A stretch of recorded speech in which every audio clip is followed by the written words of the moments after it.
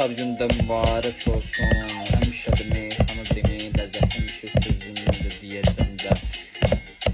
Meyxana deməyiz Elnarə Nur.